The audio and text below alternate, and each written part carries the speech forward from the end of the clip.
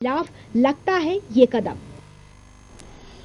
तो क्या जायसवाल को मंत्री बना रहना चाहिए, नहीं रहना चाहिए? तो क्यों नहीं रहना चाहिए? कारण हमने आपके सामने दिखा है। अब इस कारणों पर भी आप नजर डाल सकते हैं, नए कारण बता सकते हैं क्यों मंत्री ऐसा कह रहे हैं, और क्या मंत्री का मंत्रिमंडल में ऐसे ही बना रहना महिलाओं का अपमान नहीं है क्या? यह हमारा आज का सवाल है, और इस सवाल के जवाब में आपको स्क्रीन पर चल रहे नंबरों पर कॉल करना है, अपनी बात को रखना है।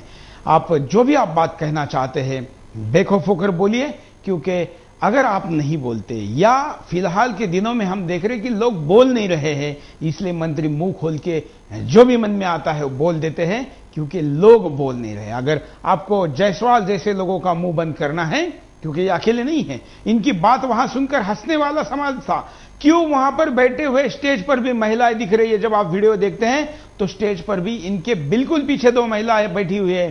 क्या उसमें से किसी में हिम्मत नहीं थी कि वो खड़ी होती और बोलती कि आप गलत बोल रहे?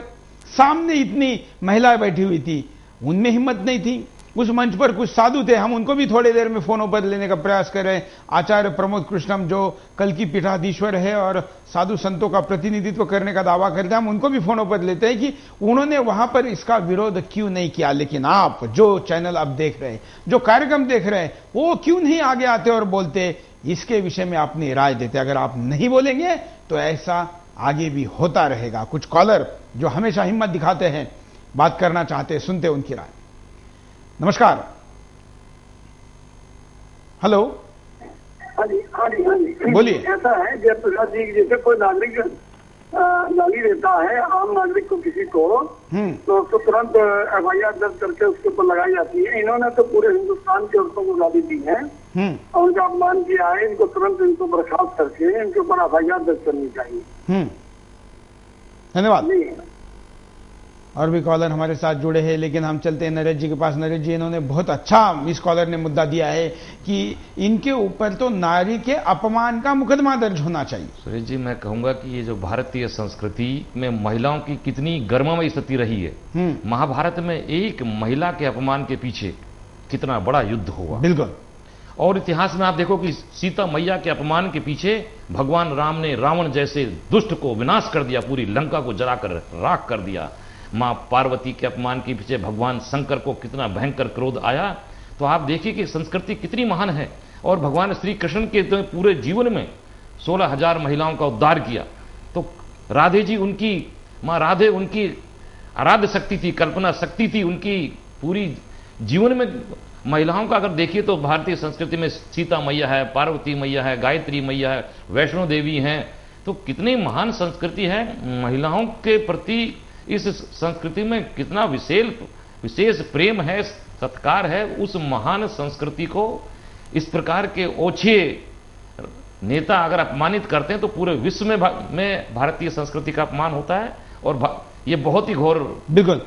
हम कुछ कॉलर से भी बात करते हैं। नमस्कार। हेलो, बोलिए। मैं कानपुर से रमाकांत पटेटी बोल रहा हूँ। हाँ। मंत्री जी वहाँ भाषण दे रहे हैं, बड़े गड़बड़ थे बात कहते कहते वो। हाँ। और बड़े मस्त हो रहे थे वहाँ पर। और ऐसे मंत्रियों को वहाँ बिल्कुल रहना नहीं चाहिए। और इनको जहाँ संसद में जाते हैं तो वहाँ की महिलाएं जो है उनको होशियार रहना चाहिए। ऐसे ही मानसिकता के लोग बलात्कार छेड़छाड़ करते हैं, और इनको मंत्री उनको संसद में जितनी महिलाएं हैं सबको इनका विरोध करना चाहिए और बाहर कर देना चाहिए वहाँ से इनको तुरंत। धन्यवाद। भारत में कभी नारी के अपमान को लेकर महाभारत हुआ था।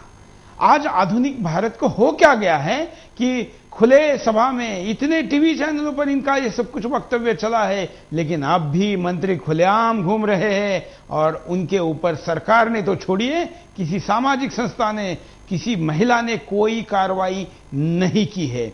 ये बदलता हुआ भारत है क्या? क्या सतयुग का कलयुग इतना कलंकी है? क्या तब हिम्मत वाले थे, आज हिम्मत वाले नहीं हैं? क्यों जायसवाल अभी भी खुले हैं? यह सवाल है। हम ऐसी सारी चर्चा जारी रखेंगे। पूछ रहे आपको सवाल कि क्या जायसवाल को मंत्री बनाए रखना महिलाओं का अपमान है? आप राय देते रहिए। हम यहां पर रुकते एक छोटे से ब्रेक के लिए। ब्रेक के बाद दोबारा आएंगे। बिंदास बोल जा रहे हैं।